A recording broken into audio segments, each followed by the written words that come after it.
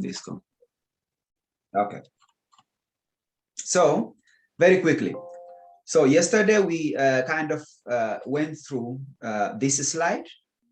Just a quick reminder about the referring a friend for the 5% profit sharing.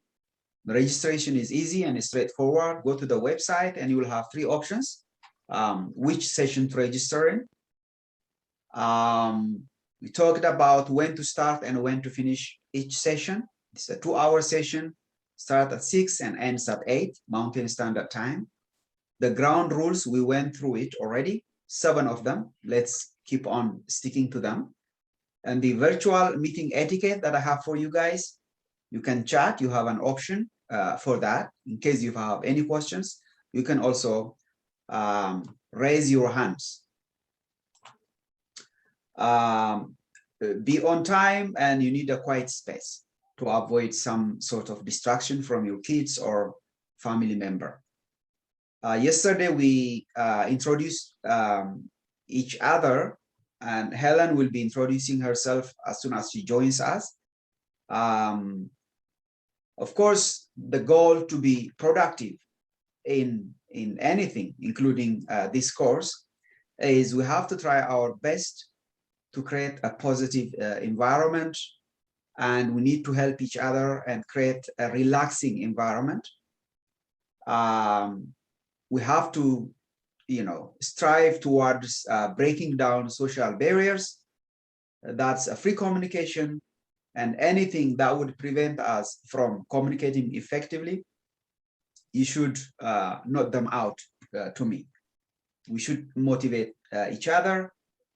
So these are practically the basic thing we all should be aware of.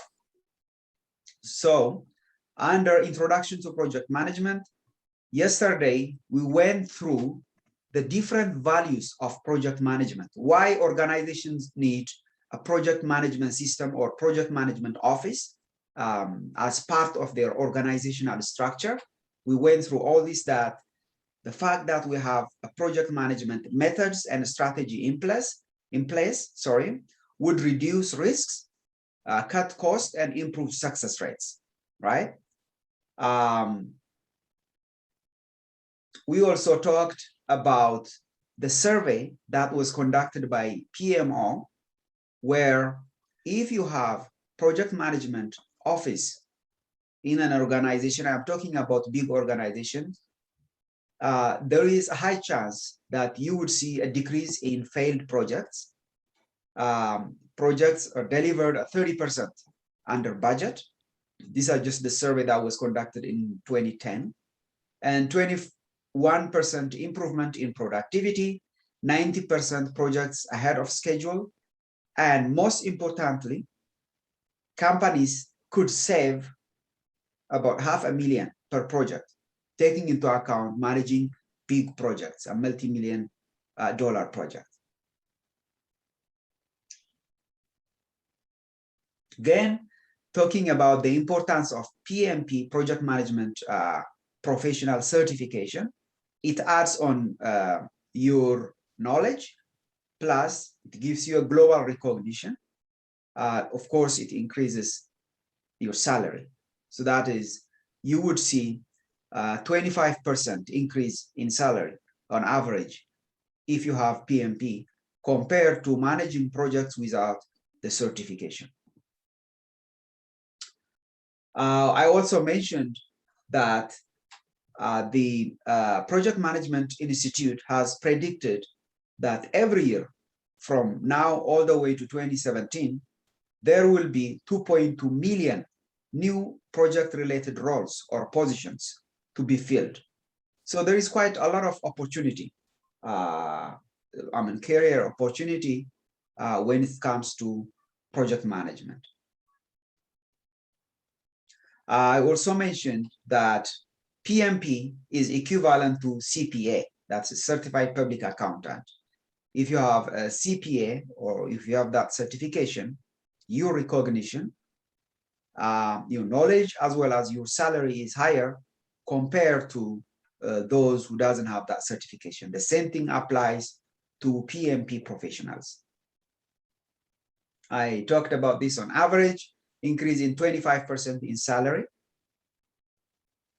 Yeah, we define what a project is. It's a temporary endeavor undertaken to create a unique product. It should be a temporary endeavor in a sense. There should be a start and end date. And a project should drive change, hopefully a positive change, right? Projects should enable businesses create value or increase revenue.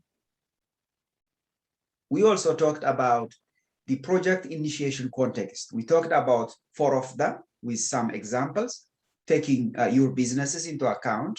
And I also went through the 2 examples where a legal requirement is required to launch a business or environmental considerations. We also compared effective project management versus poor project management, the key characteristics you would look for in these 2 aspects of project management. After defining a project, we went through what is a project management. We said that it is the application of knowledge, skills, tools, techniques to project activities to meet the project requirement.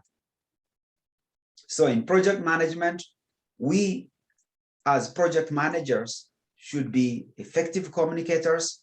We should be team players. Teamwork is key because as project manager, you will have people working for you or with you. So you will be managing them and you will be controlling resources. We emphasized that we as project managers manage people. We cannot control people, but we control physical resources. As project manager, you need soft skills, including problem solving, risk management, control, milestones, all these we define them. We also talked about portfolio, programs, projects, and operations. So we talked about projects of similar nature make up a program, different programs make up a portfolio, and those portfolio eventually make up a company or your organization. So as project manager, you need to know that because the traditional progression of project managers is to become program managers and eventually functional managers or portfolio managers. We defined what a project is, programs, and portfolio. In this table, you will clearly see what your role would be as a project manager, as a program manager, and as a functional manager or portfolio manager. Now, I gave these for you guys to read. I hope you guys did that. And finally, we saw that how do we know if the project we are managing was completed successfully or not? So in this table, it clearly says that. So as project managers, your goal should be to complete projects with the standard quality that you identified during the project management plan development. Timeline is key, the budget, and the degree of customer satisfaction is also the other criteria that would be used as a success criteria. I think this is the page where we stopped in, right? So we'll continue from here. This is page 20, I guess. Yeah, great. Now, we know a project. Now I want you to know the difference between a project and operation. Do you have any idea about what it is?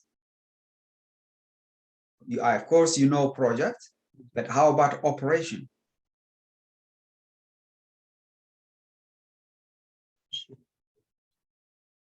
Yeah, go ahead, Sami. Is it the process of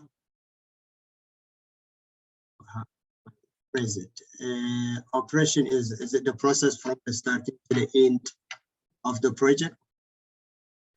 Yeah. So I think it's better to start by defining, right? There are 4 typical characteristics of projects and operations here, hand in hand. So a project is a temporary endover, right? There is a start and end date for a project. For an activity to be a project, it has to have a start and end date. It's a temporary endover. Operation is an ongoing routine. For example, you guys both are familiar with business, right? So tell me one example that you should always maintain to run your business. For example, you may need to maintain it, but that should always be there. What is that? The supplying the products. Okay. For example, utilities. Utilities in your organization or in your shop, you have utility bills, right?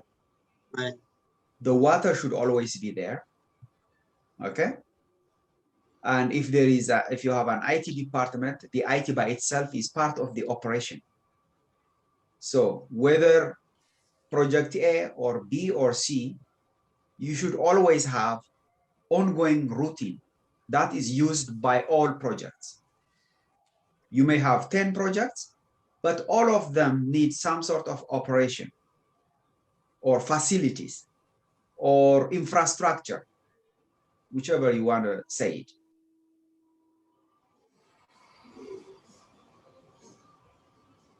So a website, for example, you use one website, right, for your company.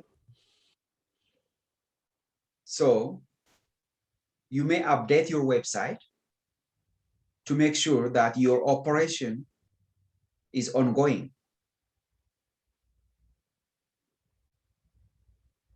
So there is a difference.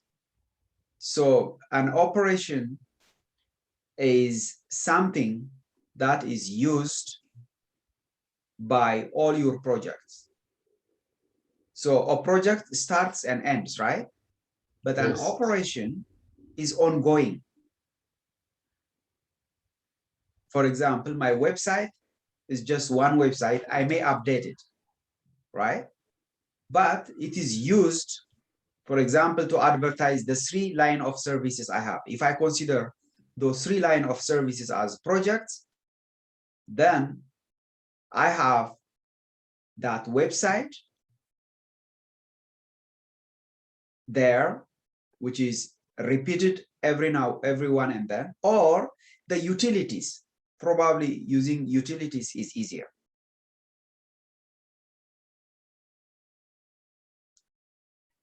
Is it clear? Yes. Okay. So the unique output in project becomes a repetitive output. Okay. Terminated once objectives are met. That's for project. But for operation, adopted new objectives once achieved. You just modify the objectives once achieved. So in operations management, you know, people who are managers of operations, right? There is project management, there is operations management. So in operations management, you do stuff outside of the scope of the project management. It is not part of the project, but you need the operation management aspect to run the project, but they are not part of the scope of the project. You assume that those operations are always there. For example, I am using Zoom, right, to teach you guys. But the project management training by itself starts and ends, if I consider that as a project, and I will always be using this Zoom. So part of my infrastructure or operation that I have to use. That is one. I may have also another project. I have lots of meetings, right, with companies, I use Zoom. So in my project, I cannot consider that Zoom is something that is part of the scope of the project. It is out of scope. Operation is out of scope of a project management. You know that without it, you cannot do anything, okay? So that's operation. It's concerned with the ongoing production of goods and services, okay? In other words, it is something that is being used by the several projects you have. It's a common, infrastructure, if you want to say it. It ensures the business's operations continue efficiently by using the optimal resources needed to meet customer demands. Okay, take an organization, okay? There is an IT department, for example.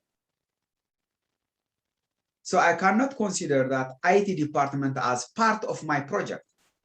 But if I need them, they are there for me to help, right?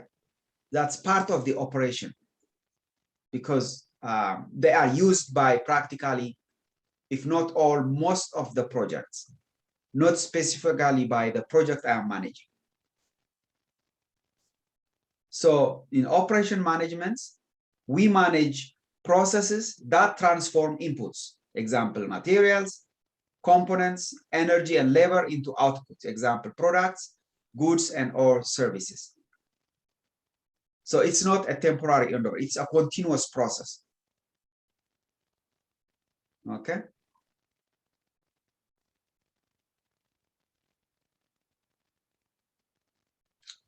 Under portfolio, so organizational project management or OPM and strategies. I'm giving you this because if you are thinking of joining a company, you should know how the organization operates, okay? Not only just the project you manage. It's part of the environmental factors that will affect the success or failure of your project in knowing how your organization operates. So portfolio management. So I would very quickly go through the diagrams in here. So a company has a strategy, right? That strategy is managed through a portfolio where value decisions are made. Under the portfolio, you have programs and projects where results are delivered. Then finally, you have operations where business value is realized. Okay.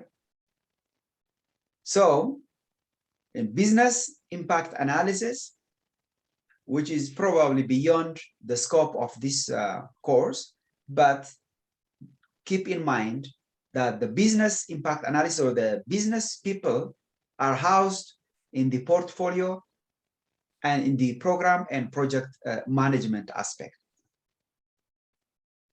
Okay, so the program and projects feed the portfolio to add value. During operation,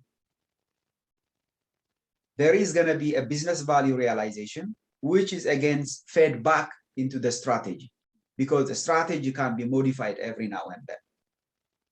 So eventually, you will have a value performance analysis that takes into account the vision of the company. So very quickly, portfolio management aligns portfolios with organizational strategies by selecting the right programs and projects, prioritizing the work, and providing the needed resources. In program management, the program manager's responsibility is to harmonize its program components and controls interdependencies in order to realize specific benefits. As project managers, your goal will be to enable the achievement of organizational goals and objectives. Okay. So the previous couple of slides, it's just for general knowledge, in case if you really want to know what you should know to to manage a project effectively, plus also to take under control all the environmental factors that may affect your project. So you need to know the environments, both internal and external environments, that may indirectly affect the success of your project. So a few definitions. Project life cycle, you will see examples, don't worry, okay?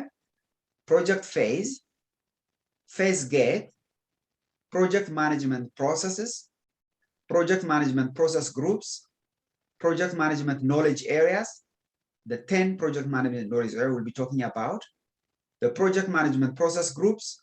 You should know this. As a rule of thumb, all project managers should know that there is an initiation phase, there is a planning phase, there is executing phase, and there is monitoring and controlling phase, and there is a closing phase. All projects should go through this. Well, I would say most projects, because if the project is too small, you may not, spend too much time on planning. You may focus just on executing. I have done that for years. Small consulting projects that was maybe 2,000, 3,000, you wouldn't want to invest too much time on the administrative aspect of initiating projects and planning, monitoring and controlling. Of course, the monitoring and controlling should be there because you don't want to exceed the initial budget, but you would mainly focusing on the executing aspect. And eventually, of course, you have to close the project. The project management processes is a systematic series of activities directed toward causing an end result where one or more inputs will be acted upon to create one or more outputs. Again, just theory, just for you to be familiar with, but I will give you some examples on the next slides. The project management body of knowledge guide, the 6th edition, is the guideline I'm using and that I used to prepare the course. Okay, now they have come up with edition 7th edition, which very soon I will be updating the course. But for now, the basics anyways doesn't change. Whether it is on the 6th or 7th editions, all the same, on even 5th edition. The 6th edition is more comprehensive. I have already sent you the book, so you can have a look at it for yourself. Project phase. It is a series of phases that a project passes through from its start to its completion. So, a project life cycle, all projects, especially big projects, are divided into life cycle or phases. Otherwise, it would be very difficult to control the project. The most common life cycles for projects is you start with initiation. You come up with an idea. Okay, I want a project that would create value to my business, for example. You come up with an idea. The second step is you do scoping studies. What that means is the idea you have, you want to make sure that others are not doing the same thing because you want to be unique. You want to be competitive, right? So that's the second step. The third step is create a business case.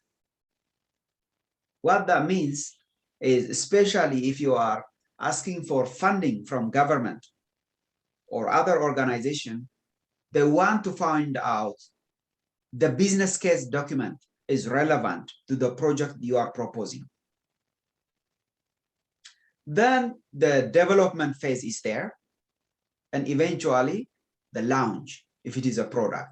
So there are different phases. So depending on the project, in this case, it is a project where the project manager has the concept and the initiation aspect. This is phase one or life cycle one. Okay. And number two is project defining and planning, followed by project launch or execution. And then project performance control. This is the monitoring and control aspect of it, and the project closing. So, by the way, project process group is the same as project life cycle. Okay, sometimes you may refer it as a project management process groups, which is initiating, planning, executing, monitoring and control, and closing.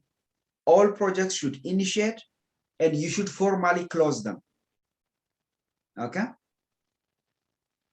So during initiation, you are supposed to develop the project charter. So practically initiate the project officially. Project charter is the first document you would prepare as a project manager. The first document. It captures a highlight or a high-level information of the project, including budget, resources you need, and all that. I will show you a typical template of project charter. Probably I should do it right now. Okay.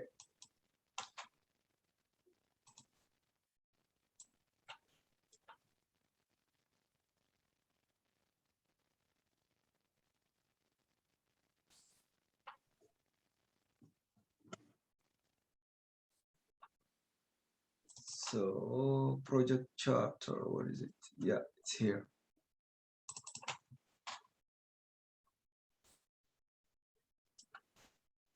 This is a typical project charter. So any project, I wouldn't say any project, but most projects should have a project charter. Normally, under normal circumstances, a project charter is prepared by your boss. You are a project manager, okay? You have a boss called project sponsor, the person who brings the project, okay? And you are there just to manage the project. So your project sponsor is supposed to give the project charter to you, okay? But sometimes you may be asked to help prepare the project charter, but normally it should come from your project sponsor. So this is the template I suggest you would use to prepare your project charter in case if you are asked to prepare. So company or project logo goes there. The title of the project goes here. Okay. And of course, this is a project charter. And in project management, you will always have changes from the initial documents. That's why you should capture the versions. For example, you would, of course, start with version 1. And as you submit it to your boss, he will ask you to make some change, right? And you address that. Then down the road, you may have to change something. That's why the version number is critical. Of course, the date. I will provide this to you. Don't worry. Okay, you will have this. I will send it to you. And then the revision history. As I said, there will always be revision. You capture that in here. Dates, revision. This is number 1, 2, 3, etc. Description of the project. What are you planning to accomplish in the project? Very briefly, preferably not more than a couple of sentences. Of course, the author, in this case, we have other authors, but the author most likely is the project sponsor. As I said, under normal circumstances, the project sponsor should prepare this to you and hand it on. And you will build the other project management documents based on this project charter. distribution list. You have to identify stakeholders who would be interested in getting the project charter. Your client is a must. Your project sponsor is a must. You are there. And probably if the project is IT project, for example, you may as well want, the IT department to be involved. So case by case, right? The distribution list. And who would approve the project? The project sponsor is the one who approves the project charter. Once it is approved, now you have the legal authority to use, both the physical and human resources of the company. Before the project sponsor is approved, nobody's going to listen to you. Once you have this, you have a formal authority. So your project is formally authorized. So project charter is critical to start your project. So in here, of course, there are some few notes that you want to know more about how to use the templates. This is the content, but I will very quickly go through it. So business strategy objective and project objective, these are done by business people. That's why as a project manager, you will be dealing with a lot of people, business people, business development people, finances, also technical people. So you are there just to manage those people. That's why you need quite a lot of soft skills to be an effective project manager. So to prepare the business strategy objective, you need someone who knows the business.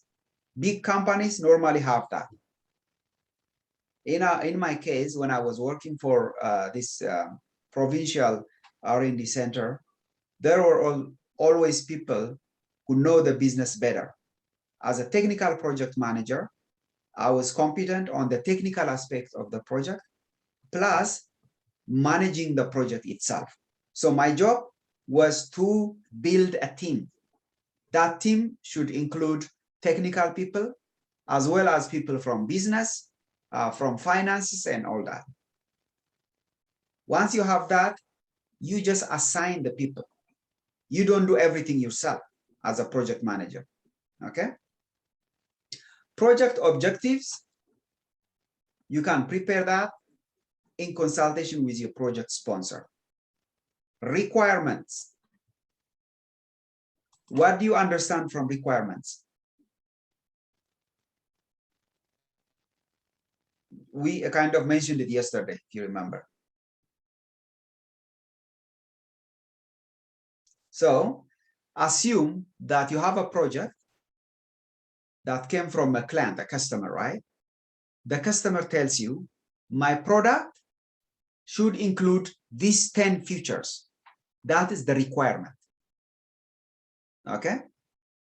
It could be a house, for example. It would say, it should have,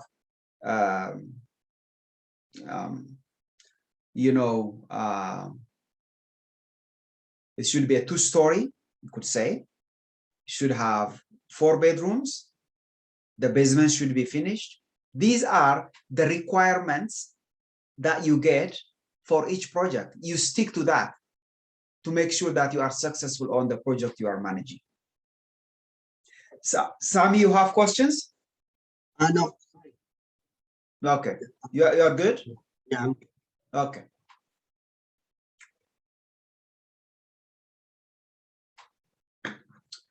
The other aspect you would capture in project charter is project assumptions and constraints. There are 3 constraints you should always take into account. In any project, there is always assumption, the if aspect of it, right? If this happens, this will happen. It could be positive and negative. Alex, do you want to say something?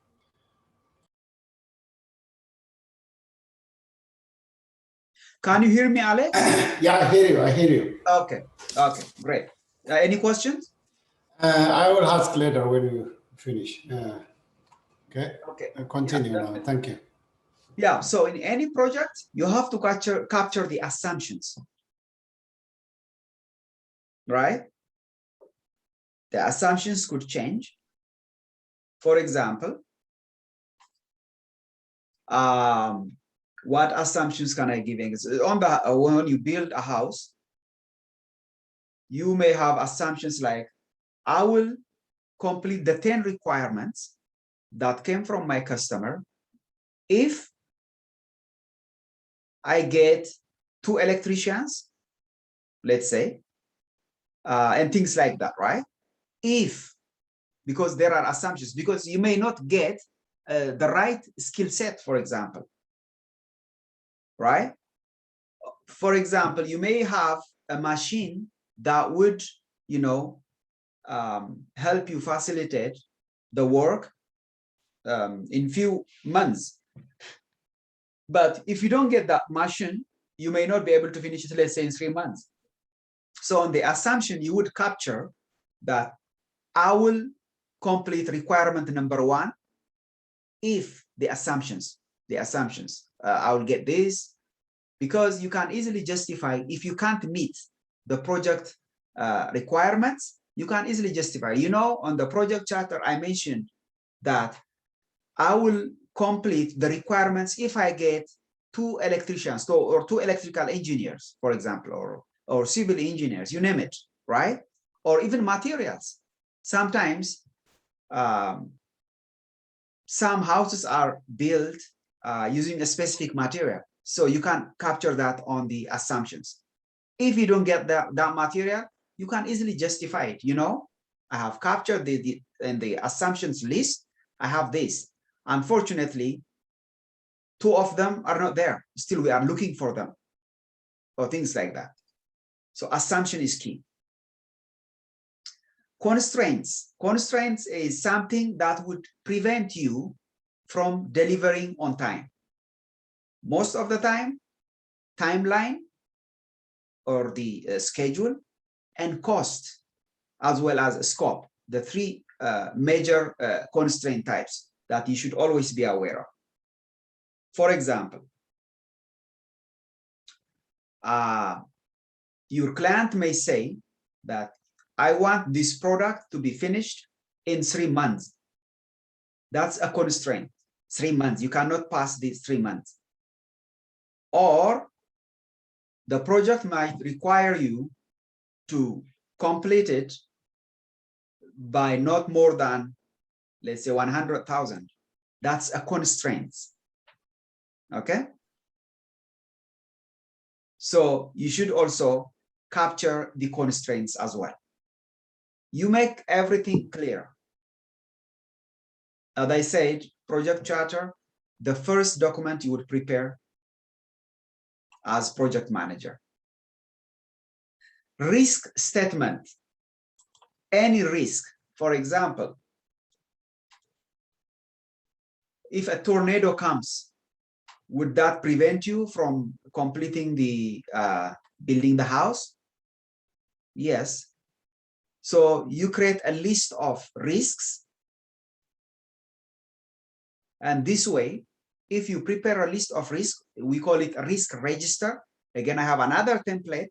It's an Excel spreadsheet where you capture all the risks. If you can't anticipate risks, you cannot plan for a response. So you should have all the possible risks, right? So that's also the other thing you should prepare. Of course, this is the first document. It's a draft. It's a high-level document. Eventually, you have to expand on it. For example, you will start talking about risk, or you create a preliminary risk statement on the project charter. But there is actually a chapter where we'll be talking about project risk management. So you build on what you created in this chapter, in the project charter, and expand it on the project risk management. Of course, not all projects require risk management plan.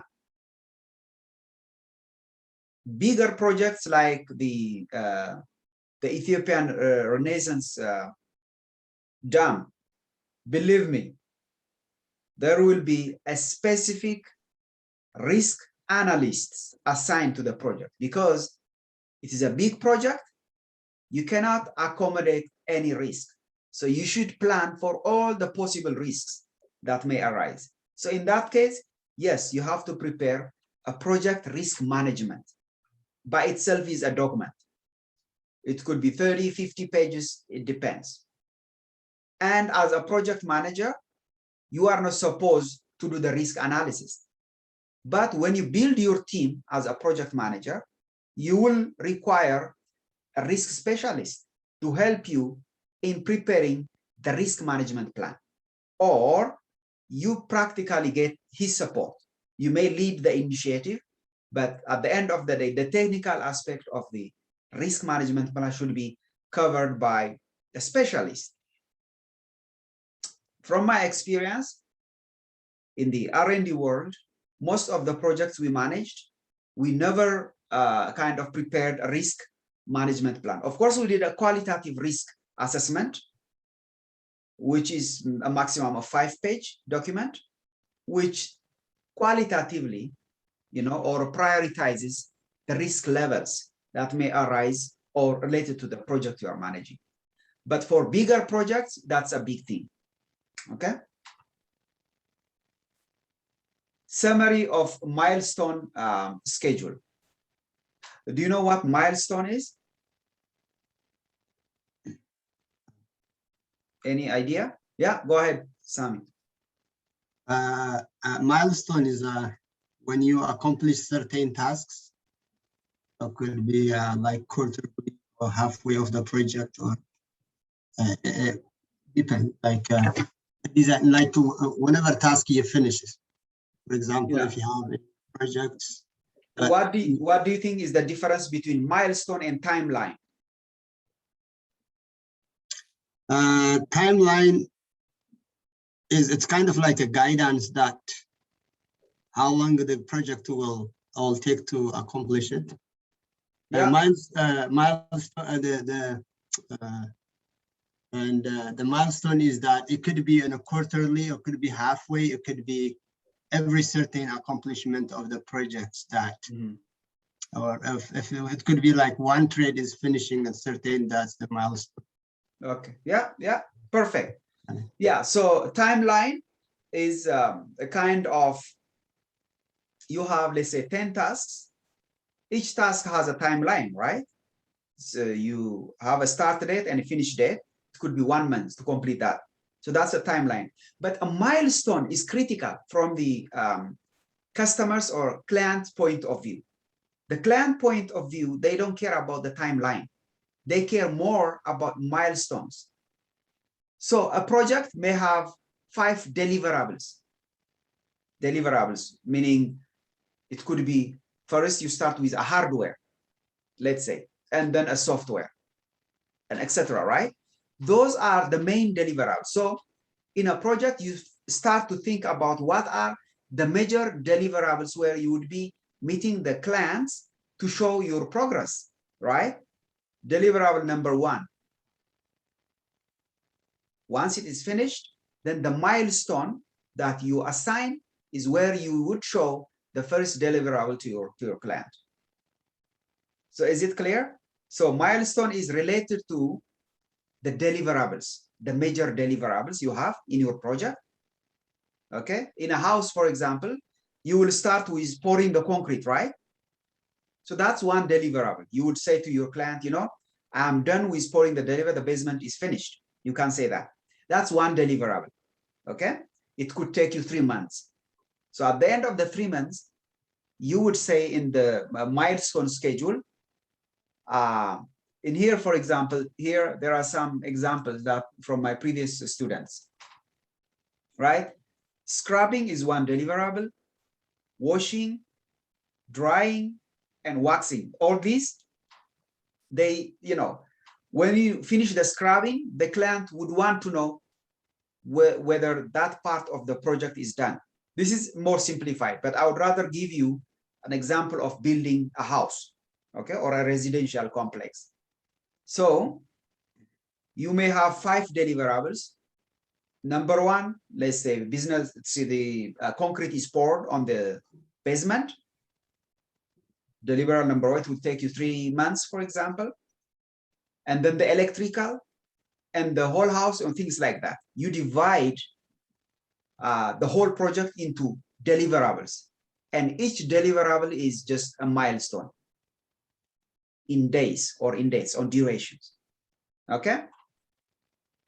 Good. So once you have that, you are practically good. So rough order of estimate is, let's see. So this is a summary of estimated budget. Now you have, you know, you need 3 engineers, 5 technologists, etc., right? So now you have to come up with a rough order of magnitude or a ROM estimate for your resources, both physical and human resources. You need 2 machines. It could be SEM machine or TEM machine. You write it just line by line, and you estimate how much it's going to cost you. And I will teach you how to estimate durations and, of course, estimate a budget later on. But this is just a rough order of estimate. Okay. So now you have a total budget for your project here. How do you do this? Of course, with a team of people who know the project better. As a project manager, you may not have the technical expertise. You may not even know how long it's going to take a typical task. That's why you as a project manager should be good at building a team, creating a team, both technical team as well as the business aspect. And they will be responsible. For example, for the typical house building example that I mentioned, you may not know how long it would take to, to pour a concrete and wait until it cures and all that.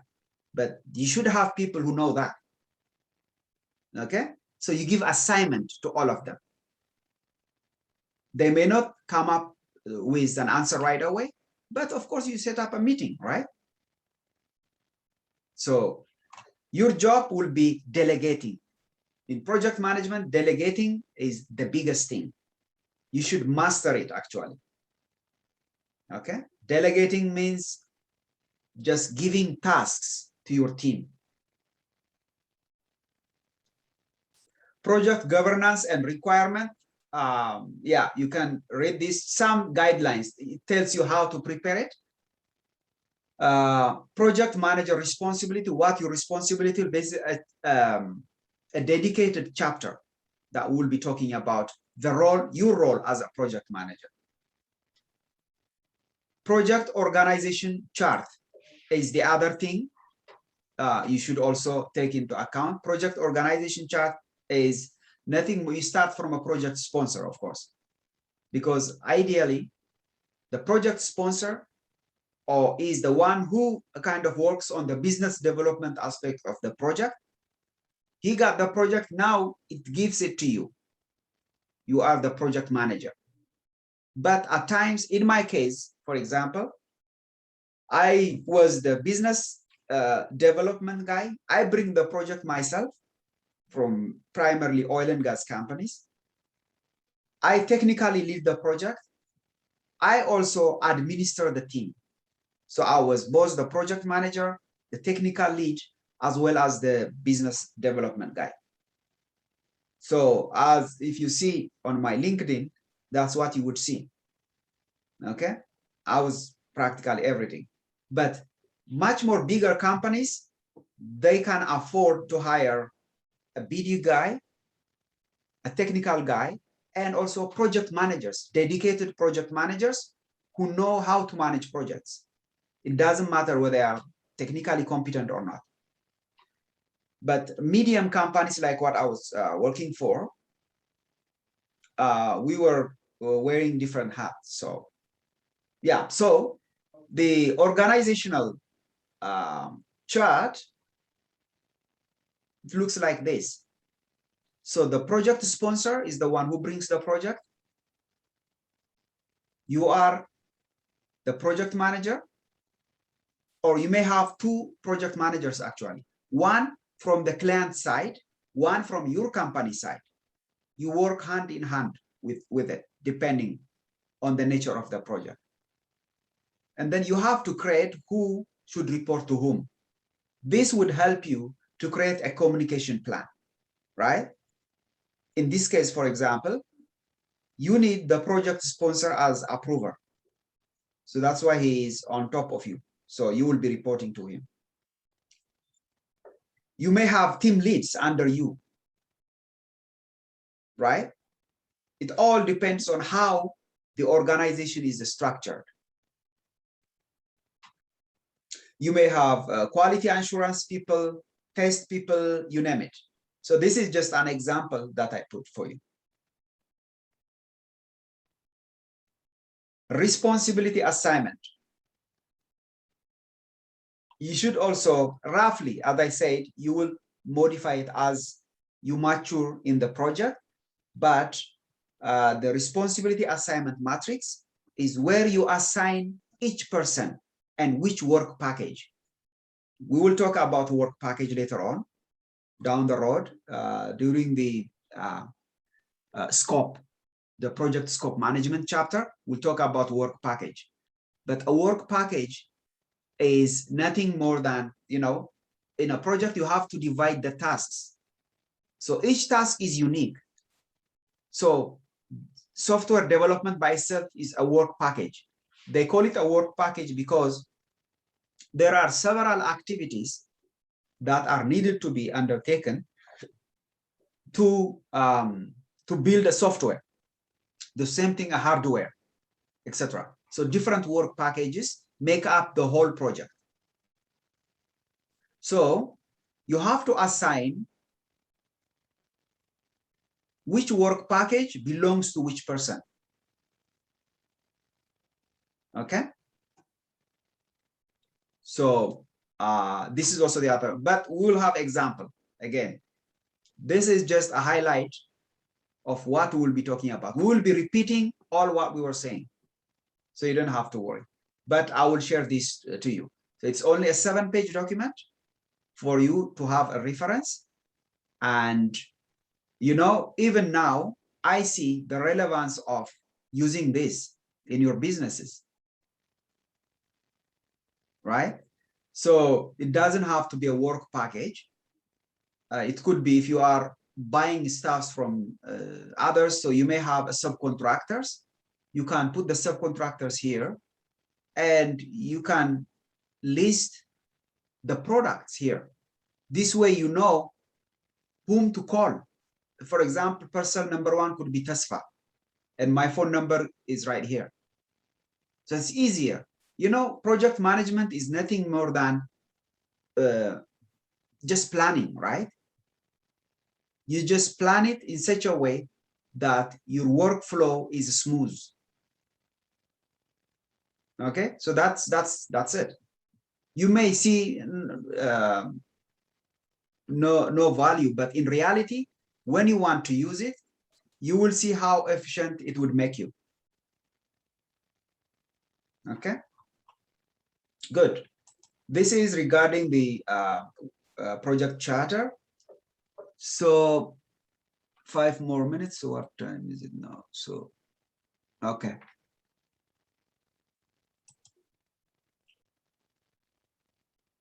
Good. Again, still in project life cycle, we have already defined it, but very quick review. So we'll be talking about the 10 knowledge areas, project management knowledge areas. The process groups or the life cycles, we already talked about them, right? Initiation, you have to, it is a must that you know this. Initiating, planning, executing, monitoring and control, and closing. So approximately for bigger projects, starting the project or the initiation phase normally takes 14% of your total time. I'm using my rule of thumb, okay, from my experience, but it all depends. For smaller projects, as I said, you may ignore this preparing aspect, right? But assuming it's a decent project, a big project, expect to spend 40% for initiating and 14% for closing of the total time you require to complete the project. Organizing around 28%, sorry. Carrying out the work, most of your time will be right there. So here, you will practically be supporting your team because you are not going to do the job, okay? You will have a team of people who would be working in the lab and doing lots of stuff. And you are there to motivate them, which will see how to motivate your team, okay? So that's close to 50%. So keep that in mind. Development life cycles. I think it is important that we discuss about this. Within a project life cycle, there can be one or more phases called development life cycles. It could be predictive, iterative, incremental, adaptive, or a hybrid model. You don't have to memorize this, but I want you to know about them, okay? The concept aspect of it. So predictive life cycle. The project scope, time, and cost are determined in early phase. Maybe 90% of all the projects I managed, I'm talking about my experience, are the waterfall type of projects. I used waterfall project management methodologies. I already know the scope, okay, because they are repetitive projects. I know somehow, because I was managing the technical aspect of the project, how long each task would take. I also know the cost. So I can predict the life cycle easily. In other words, I can predict how long it's going to take to complete the course, including executing, planning, monitoring, and control, and all that. Iterative life cycle, a project scope is determined early in the project life cycle, but time and cost estimates are routinely modified. We were developing a sensor, okay, for the oil and gas operation. It was a new technology. We knew somehow that the product we are using may not work. So we were working on iterations, on cycles. Iterations, in a sense, you try, one type of epoxy, for example, and you put it in oven. If it is melting, then we have to look for another epoxy, okay, until we actually get the desired product, okay? Incremental life cycle is deliverable is produced throughout a series of iterations that successfully add functionality. What this in the IT environment, that's what happens. For example, they want to develop a software. First, they divide the whole project into iterations, okay? What that means is you add one feature and see for its functionality or make sure that it's working. And then you add another. You got another, it goes on like that. Then until you have the final product. So that's incremental life cycle, okay?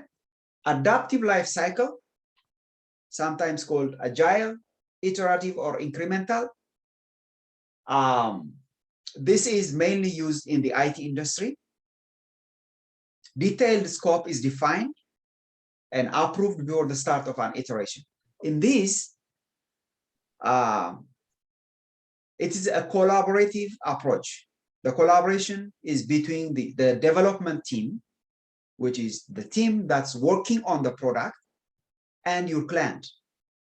So what you do is always you give a chance for your client or your customer to provide feedback. So you work on one iteration and you ask for a feedback. It is similar to the incremental life cycle. Okay? It's very similar. So, in fact, in project management, when you search on Indeed, if they are looking for a project manager for IT industry, they specifically ask you if you are able to manage agile projects or if you have that agile skill. You expect a lot of change versus in waterfall, there is no significant change. The scope is defined initially and you go all the way till the end of the project. There may be some minor changes, but not significant. But in the adaptive life cycle or agile project management methodology, the scope could change for each iteration actually. Okay. There are also projects which need both the predictive and adaptive methodology. So I have managed few projects that need both. There were projects that require a software as well as a hardware, for example. There were projects where you have to do a lot of testing, but eventually you develop a software, or the other way around. So there are projects that require both. So as a project manager, you need to know the type of development life cycle you are facing. Okay. Okay. Project phase. We have already mentioned this, but a project phase is nothing more than, sometimes projects are, I think you have heard of projects phase 1, phase 2, phase 3, right? Yeah, that's what a project phase is. During phase 1, you complete a portion of the project, phase 2, etc. So if it is a big project, without dividing the project into pieces, very difficult to manage it and in fact complete the project with success. It's very difficult.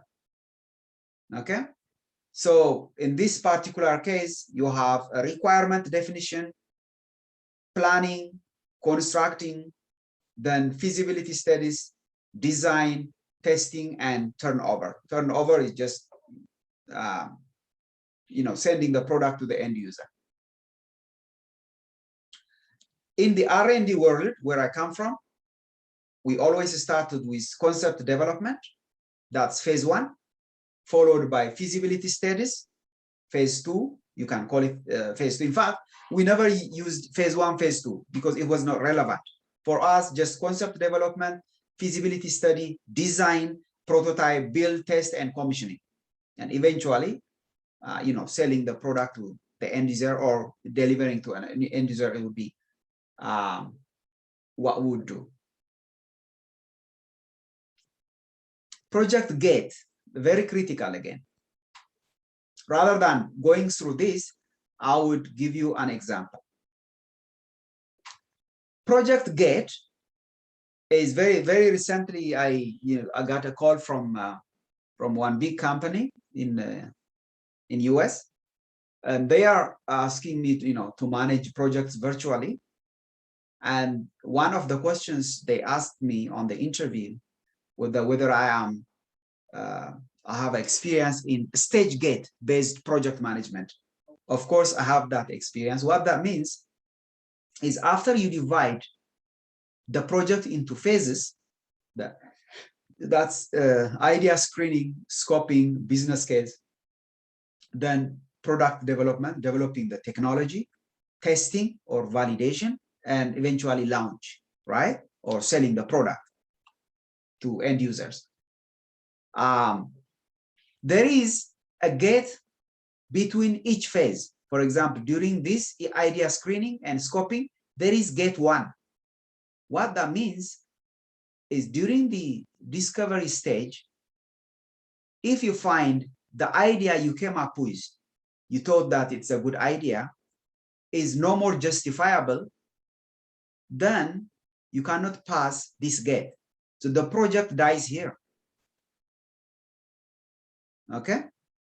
But you find that the idea is good and there is good traction or interest from from clients. Then you go to scoping studies. Scoping studies is literature review, in other words. You do intensive literature review because eventually, if it is a new technology, you want to patent it, right? And then you do scoping studies, but you found out that there are actually people who are doing the same thing all over the world. Then you are not passing gate 2. The project dies here.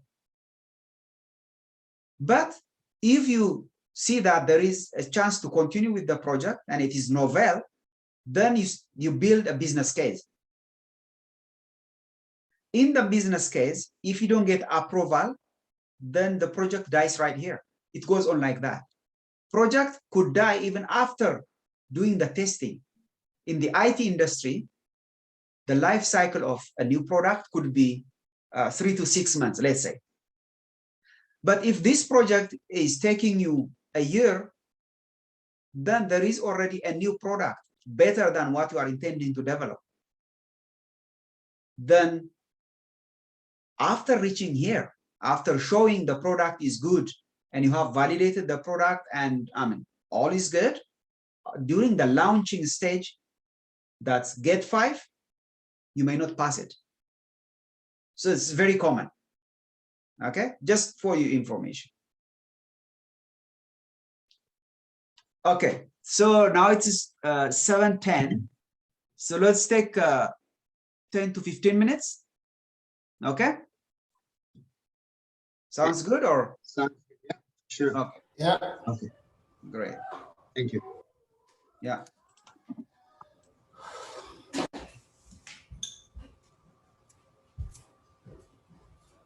No.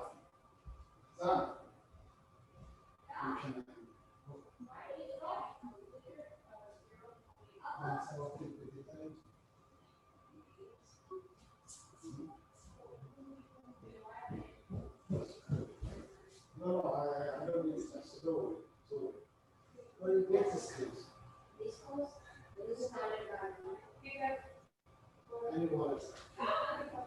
Put this away. Donna, don't yell down. Did they want?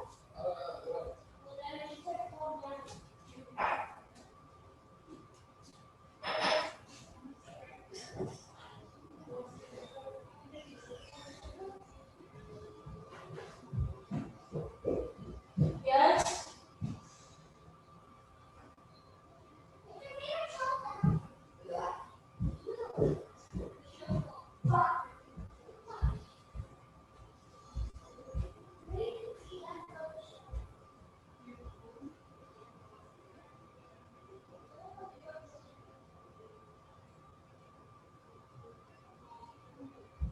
Screaming? Yeah. Aren't you a bit exaggerated?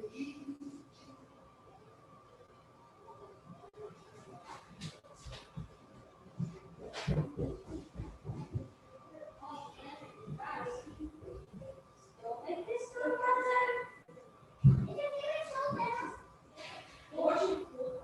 No, I hate it. No, I think it's short. Because you love this, because you love the kids.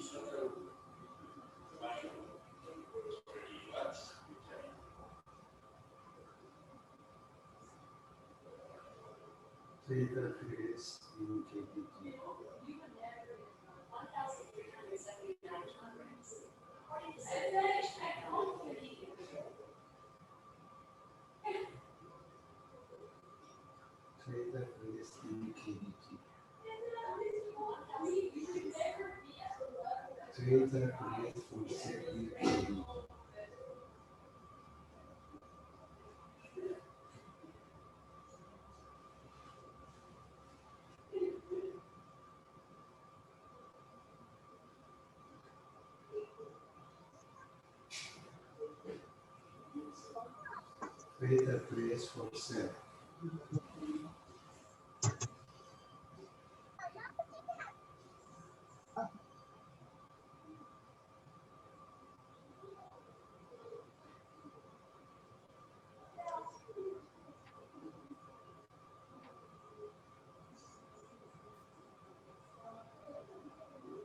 Okay, can we continue?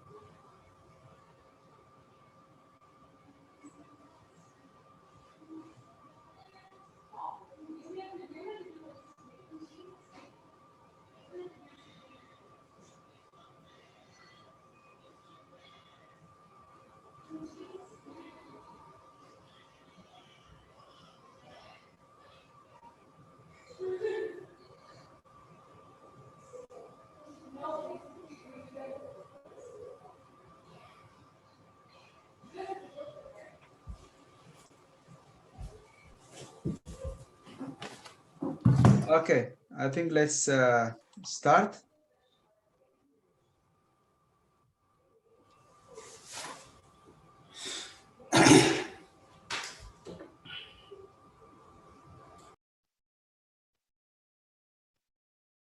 Great. So, okay. Next, I want to mention about the project management processes.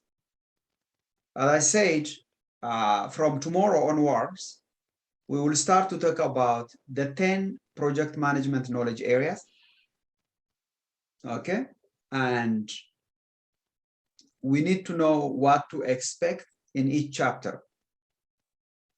So the 10 project management knowledge areas are nothing more than preparing a document. For example, the next chapter is on project integration management.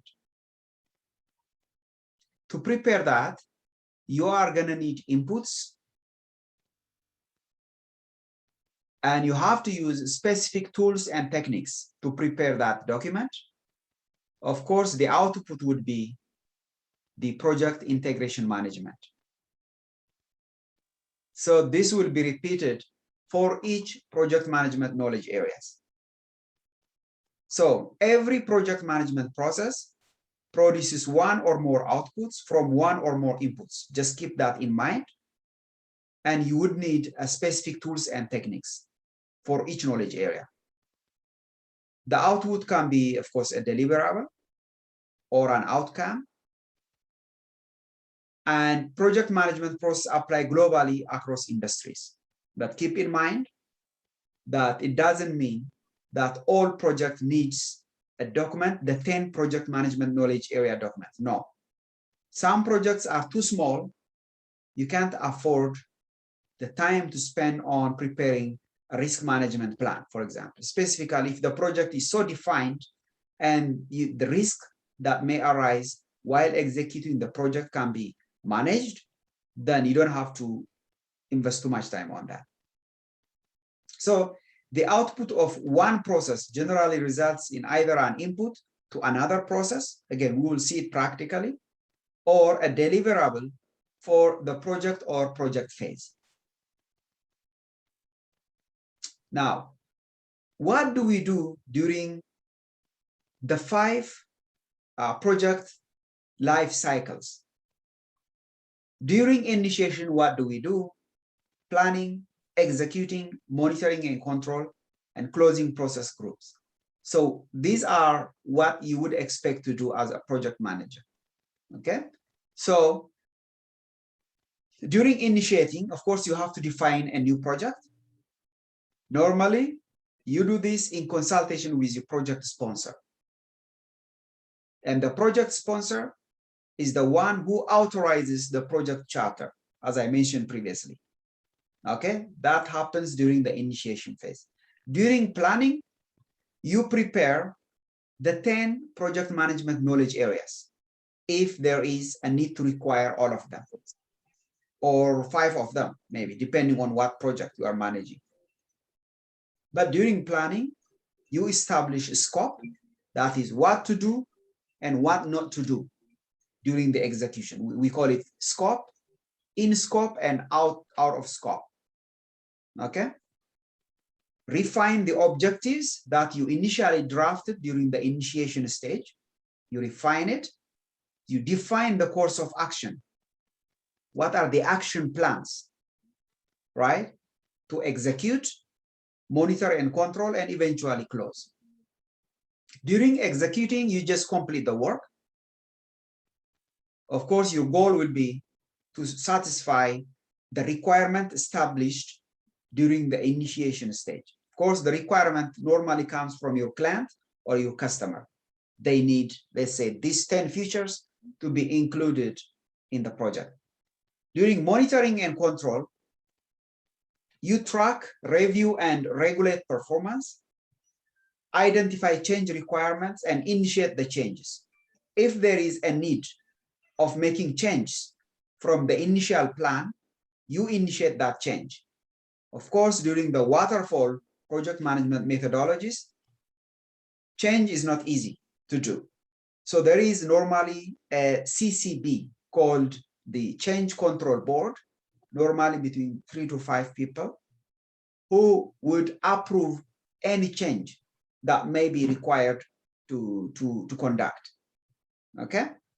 During closing process group, you formally complete and close the project, phase, or contract. So as you can see, in project management, you not only initiate, but you also need to close the project formally. Once it is closed, then you send the whole document into archive, normally into the project management information system, where people can learn from past mistakes and all that. Okay? Again, similar information that I mentioned during initiation, what you would do, and during transition to the planning, or practically the inputs you need to do the planning are listed in here. Okay? During execution, what do you do? And what are the inputs you need for executing a project? And during closing, these are the inputs you need. And of course, what you do during closing is, for example, perform a project assessment, whether the initial goals you established were achieved, identifies lessons learned, very critical. In any project, you will have issues and challenges. You have to document what you have learned from those challenges. You have, I have a spreadsheet actually, which I will share with you on documenting the identified lessons learned. Okay? And eventually, of course, you have to archive the project information for others to use it in the future. Good. Now, let's see the 10 project management knowledge areas I mentioned. So what we are going to do here is I will read the integration, for example, and Sami will continue with the scope, etc. We will take rounds, okay?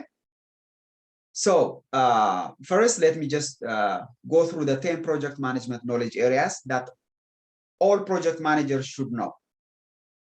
Okay? Integration project management, scope, cost, communication, quality, schedule, risk, stakeholder, resources, and procurement.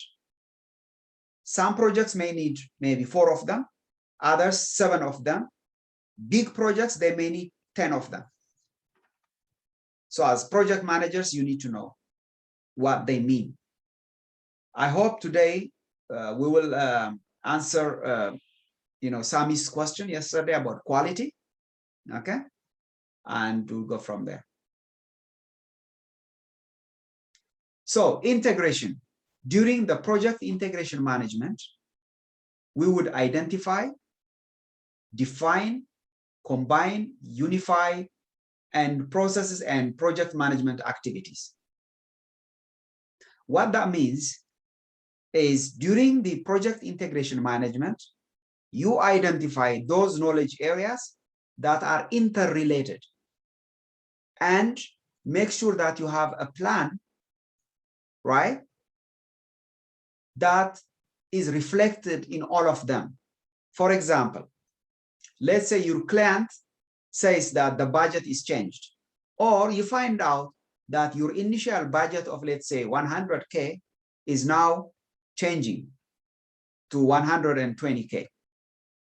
This definitely is going to affect the schedule and maybe the scope as well. So during integration, project integration management, you make sure that one change is reflected on all those interrelated processes or knowledge areas. That's project integration management. Scope. Maybe Sami, can you read, or maybe I should read? Yeah, sure, I can read. Okay.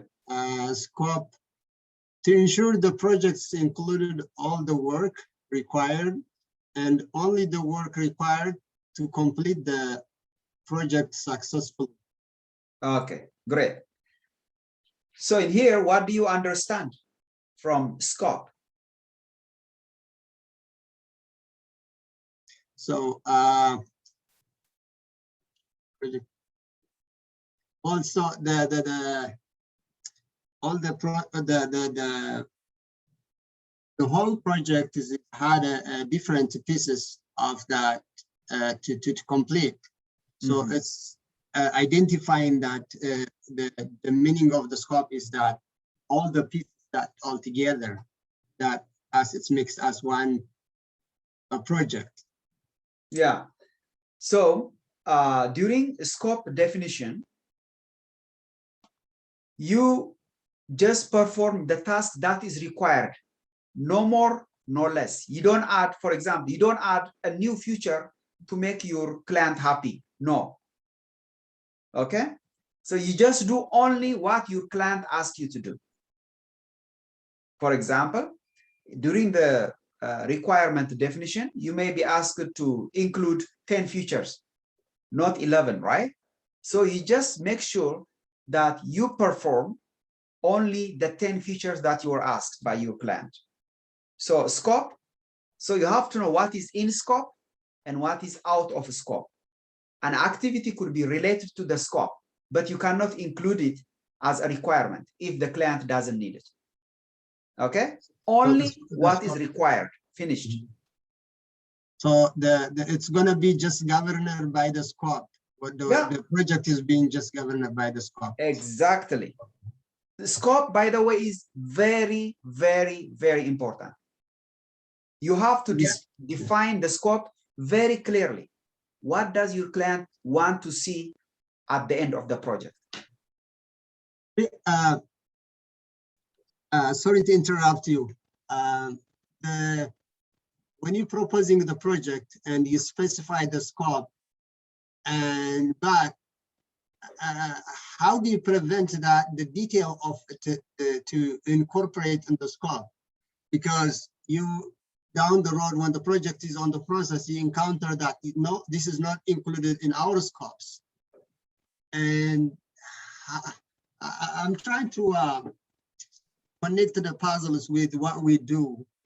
Yeah. So this is in a bigger project fashion is okay. Someone have a detailed knowledge that it can detail it, right? At every specific scopes what need to be, but for a person that you wanted to work, not have enough knowledge, the details, it's just going to be handed by the contractors what is going to be completed. But down the road, for example, let's say he's an electrician and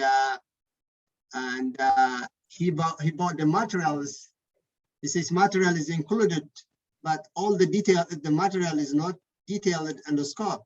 So the outlet is not included, and then he found out. How do you prevent those kind of things? Yeah, it is very common, by the way, that you add or expand the scope, but there is a baseline you guys would eventually learn. There is a scope baseline, there is a cost baseline, and there is a schedule baseline. Okay. The cost baseline is what you are approved to do in consultation with your sponsor and your client. Okay. Once the scope is defined, that's the baseline you should follow. But as you said, there may be some change down the road, right? And then you cannot just change it like that. It has to go through an approval process. I'm talking about the waterfall project management methodology. In Agile, it's different because your client is always there. It's a collaborative environment where your client will be adding and removing features or recommending, adding new features every now and then. But yours would be on the waterfall project management methodology. So once the scope is defined, it doesn't mean that you cannot change the scope or add or delete. Yes, but there is a process for that. But to avoid this, we call it a scope creep.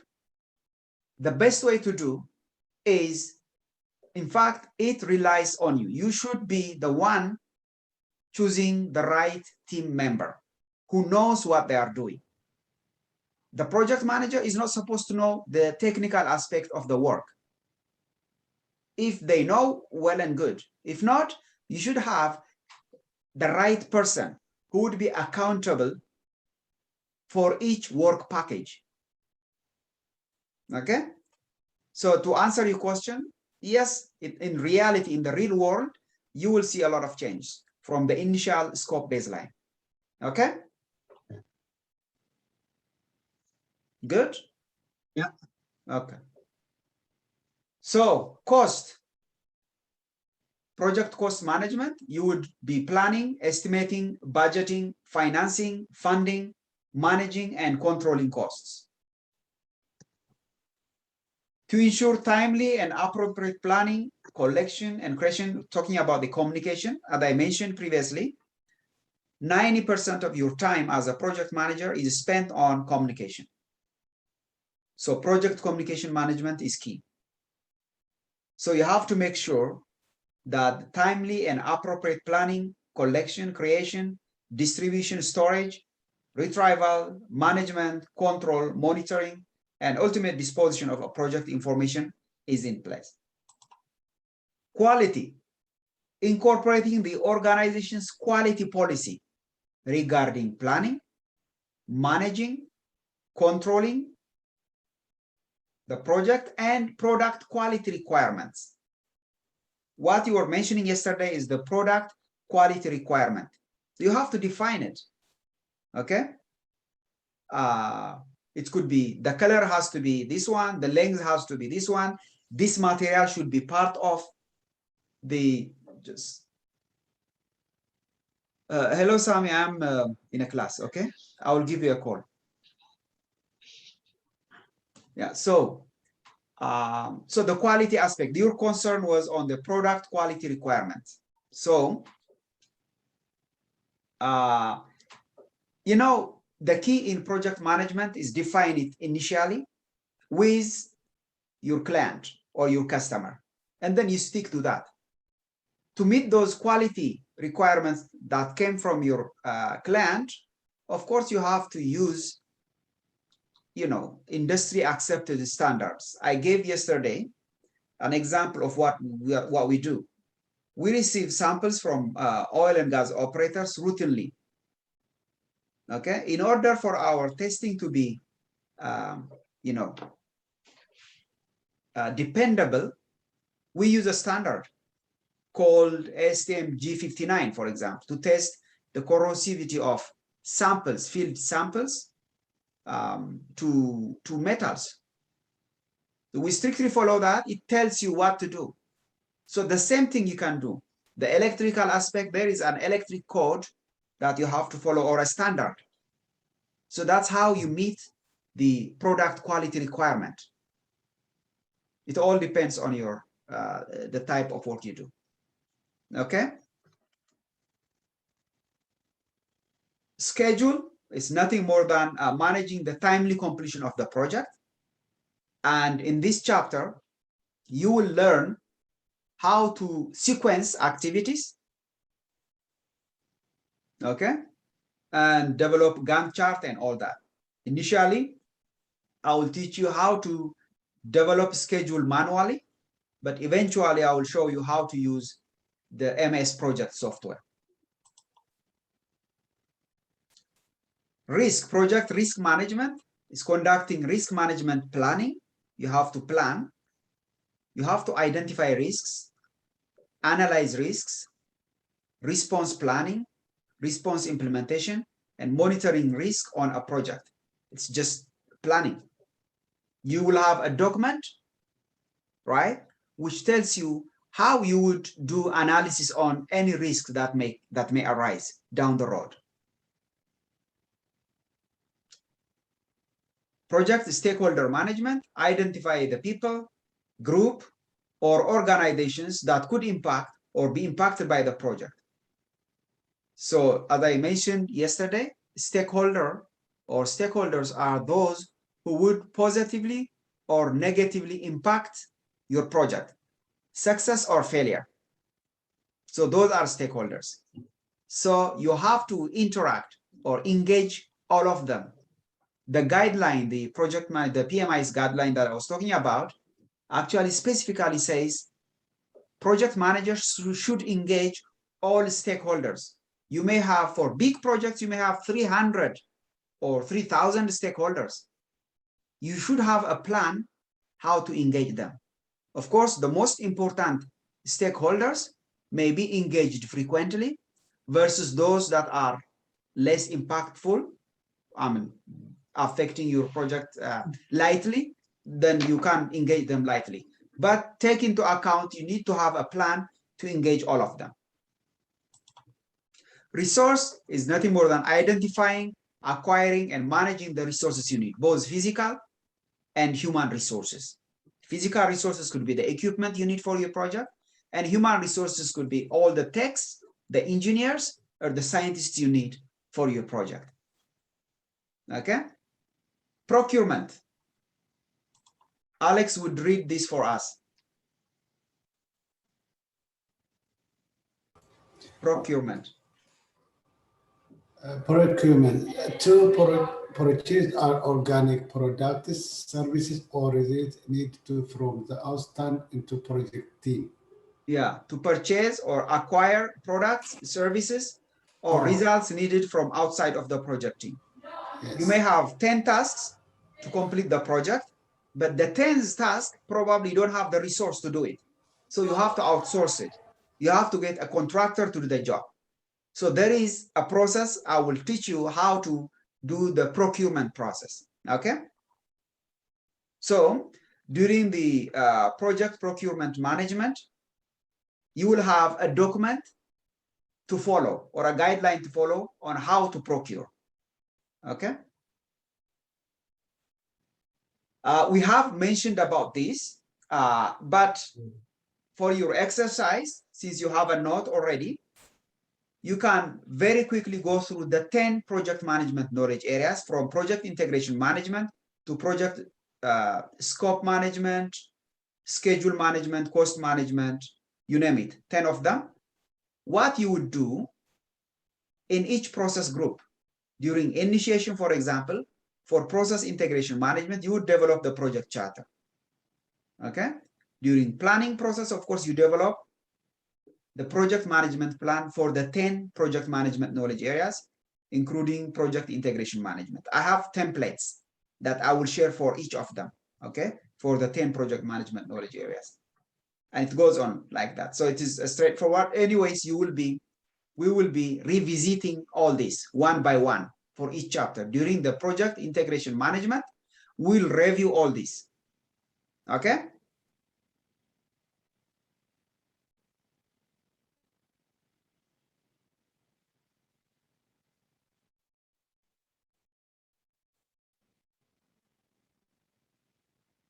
Good.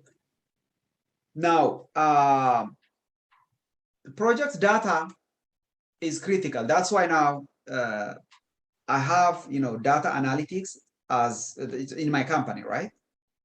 Because project management and data analytics are inseparable. In fact, most projects that provide project management services, they also have some sort of data analytics services. And so during project data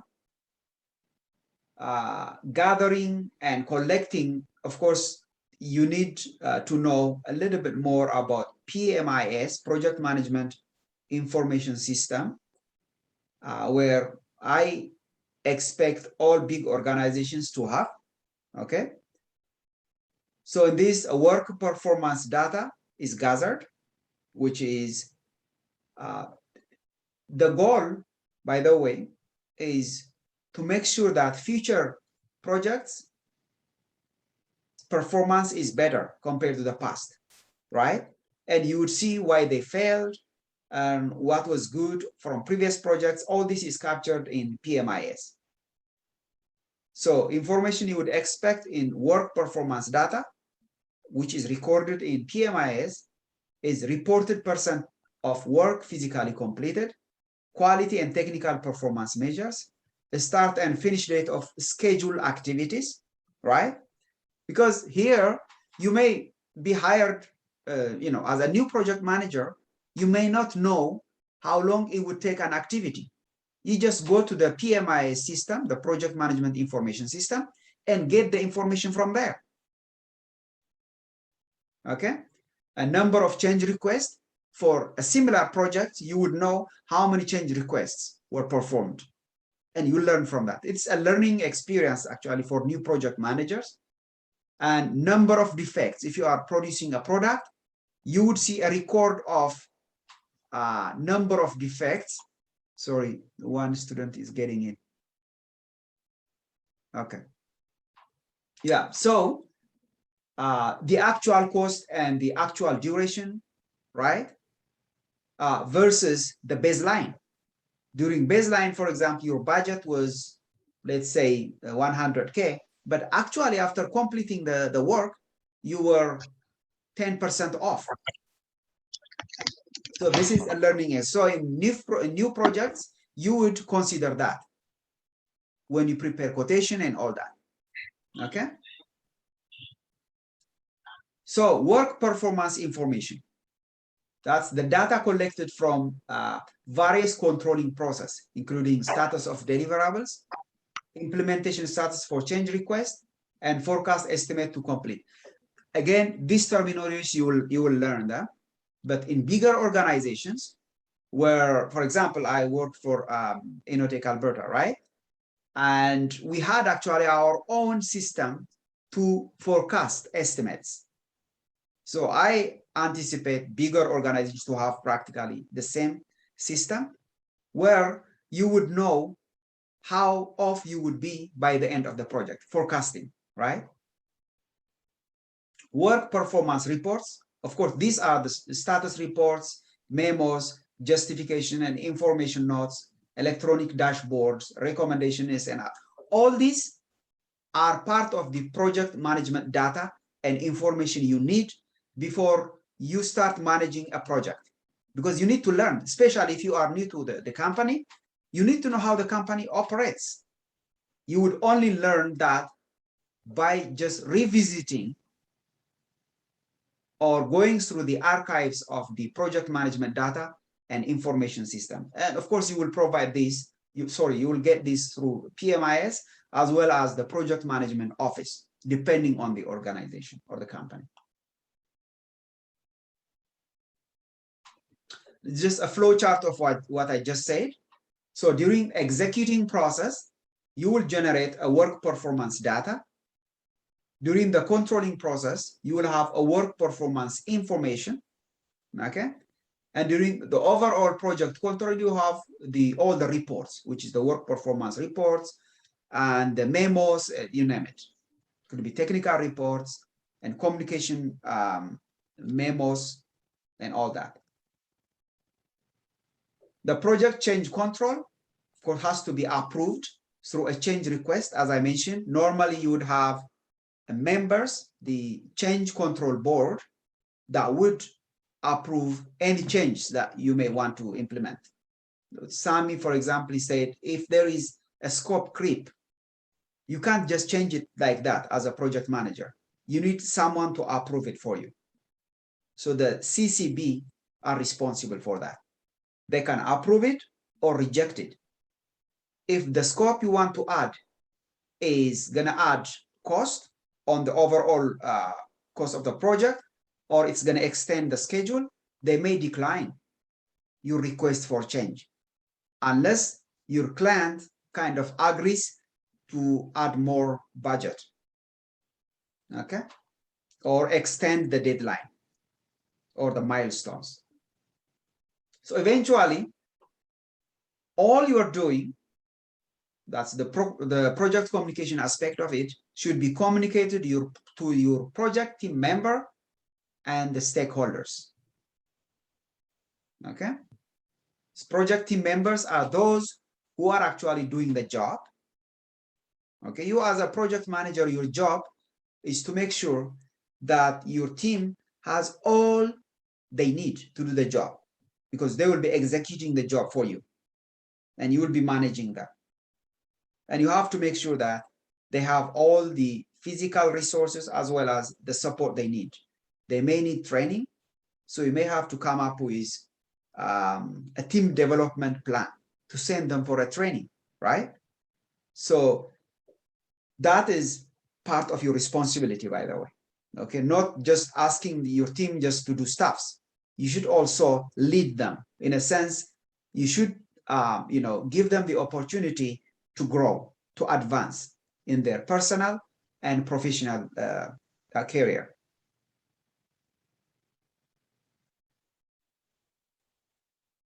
Tailoring, I think, let's see.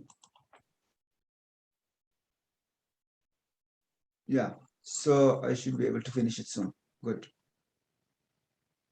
Tailoring is very critical for project managers to know. Tailoring is nothing more than just customizing the project. As I mentioned previously, some projects may need, a risk management plan. Others may not. So as a project manager, it is your responsibility to tailor based on the requirement of your client. So here the definition, tailoring is necessary because each project is unique, okay? Not every process, tool, technique, input, or output identified in the guideline that I sent you yesterday is required for every project, okay? This training and the standard for project management provided by the PMI, I'm talking about the standard I sent you yesterday, are recommended references for tailoring, okay? And they are recognized as a good practice, but a good practice doesn't mean that the knowledge described should always be applied uniformly to all projects. So you should know which knowledge to use and which tools and techniques to use for your project. You will be overwhelmed with the techniques and tools you can use in project management processes. But as project manager, you should choose which tools and techniques to use for each project, case by case, okay? So in tailoring, there are processes you need to follow. You start with establishing parameters, okay? Establishing intensity, bigger projects, more details, versus smaller project, you just focus on the deliverables and making sure that you have to use a standard that's accepted by industry. Process standards or process asset libraries, the templates and the tools you need to use. It could be a software or just a simple spreadsheet. Again, case by case, depending on what project you are managing. And the execution steps. So you take into account all these to tailor a project.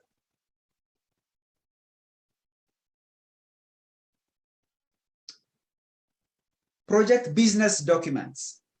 We have talked enough about what a project is, what a project management process looks like, and the different project life cycles, the 5 life cycles I'm talking about: the initiation, planning, executing, monitoring and control, and closing aspect of a project. Now, the role and responsibility of a project manager is expanding by the day. So you may need to know the business aspect of a project as well. As I mentioned to you, my experience is that I have been wearing different hats as a project manager. I was technically leading projects, primarily oil and gas projects. I was managing projects just as a project manager. I was also developing businesses. So I was acting as a business developer, as a technical lead, as well as a project manager. So you may face the same thing as a project manager. That's why you need to know some of the business aspects of managing a project. Number one, project business case. Normally, a business case should be developed by your project sponsor or the business people in your company. But the responsibility of a project manager is expanding by the day. So you need to have that knowledge. Of course, there is a template, which I will show you. Okay? You just use that template to prepare the business case. So a project business case is nothing more than a documented economic feasibility study. When you come up with a project, if you cannot show that the project is going to benefit your company or your business, then you cannot continue with the project. So in the project business case document, you should have very clearly articulated the economic feasibility of the project you are managing. Project benefit management plan, another document you should be aware of. Okay? This document explains, define the process of creating, maximizing, and sustaining the benefit. What benefit would you get by executing the project? You should document that. Again, there are templates. You don't have to worry. You just follow the templates, and it has guidelines as to what kind of information you should capture in each document. So normally, the project sponsor or your boss as a project manager should be responsible to prepare the business case document. But as a project manager, you may be asked to help the project sponsor to create a business case, but no other can do the project management plan other than the project manager. You would prepare the project management plan with the support of your team. Okay? There is one document you cannot delegate to anyone. That's the project integration management. The project integration management, we will see it maybe next week, is a document that's prepared by the project manager. You cannot delegate that. The other risk management, for example, the cost management plan, the schedule development, the quality, all that, you can delegate those activities. Do you know what delegating means? Delegation or delegating. Okay, delegating is, let's say you have 10 tasks to do and you don't have time to do all by yourself. So you can ask others to do a portion of the work. So that's delegating, or giving a responsibility that you trust to another person. Okay? So that's delegating. So project charter, we already talked about it. And project benefits management plan, of course, we talked about it. So these are your responsibilities now. Okay, as I say, project business case should come from your project sponsor, but these days you can also, you probably can prepare that. Okay, again, under project benefit management plan, these are the informations you would capture: the target benefits, the strategic alignment, time frame for realizing benefits. I want you to focus on the third one. Time frame for realizing benefits. What that means is, let's say you have a project. Of course, let's say you want to increase your revenue. You are not going to get the revenue just like that in 3 months or so. So you have to make sure that the time frame when the benefits will be realized. So in this document, you have to capture the short-term, long-term, and ongoing benefits you would expect from a project. Okay? So these are the 3 components you would expect. Benefit owners, the matrices or the matrix, and the assumptions. Of course, always in projects, there should be assumptions because you don't know what's going on.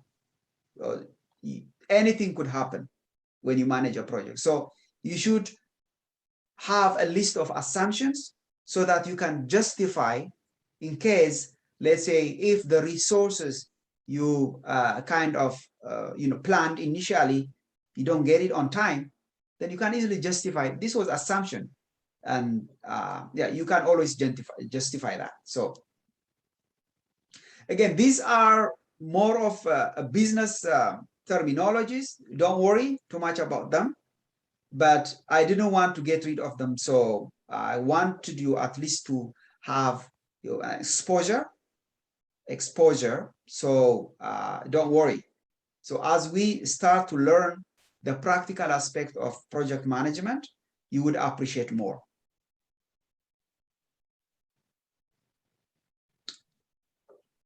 So project success measures. How do we measure whether a project is successful or not?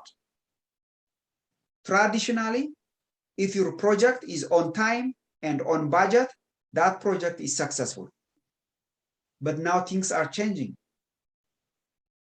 So traditionally, time, cost, scope, and quality, that's it. That's what the client wants to see. If we meet that, which is if you finish the project on time, if there is no scope creep, if you don't exceed the initial cost or budget, if you meet the quality standard specified by your client, you are good. You are effective project manager. But now there is a focus on stakeholder, for example.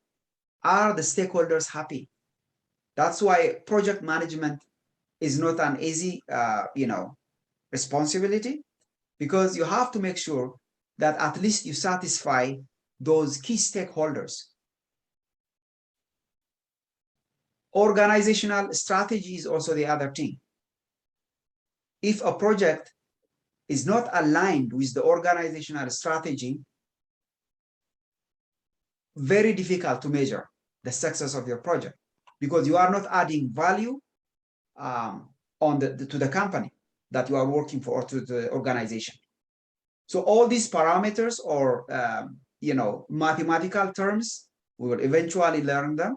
Okay, net present value, return on investment, internal rate of return, back pay period, benefit cost ratio, all that are economic terminologies that you would use in the project benefit management plan to do the analysis of whether your project is benefiting your organization or not.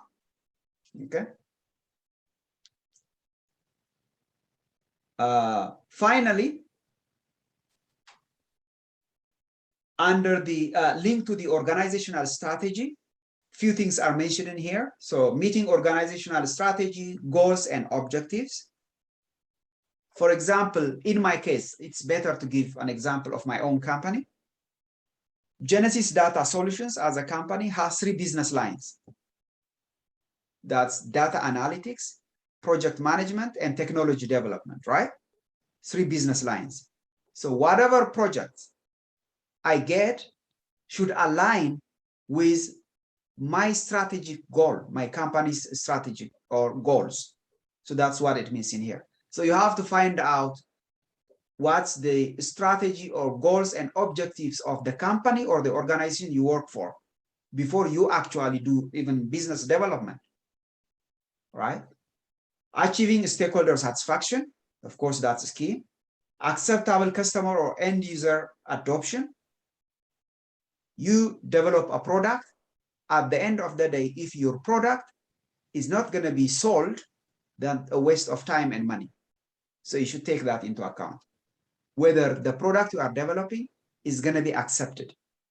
Integration of deliverables into the organization's operating environment, whether you can use the existing infrastructure, for example, or you have to come up with a new infrastructure, that's another cost. So you should also take that into account. And achieving agreed upon quality of delivery. So these are the things you would take into account, and that's how you would measure whether your project is successful or not. But even though this was a traditional, still as project managers, if you are on time and on budget, most likely you are going to make at least your organization or the company you work for happy. Okay, keep that in mind. With this, I will finish today's class. Let me very quickly show you. I have a perk every class. So let me just, but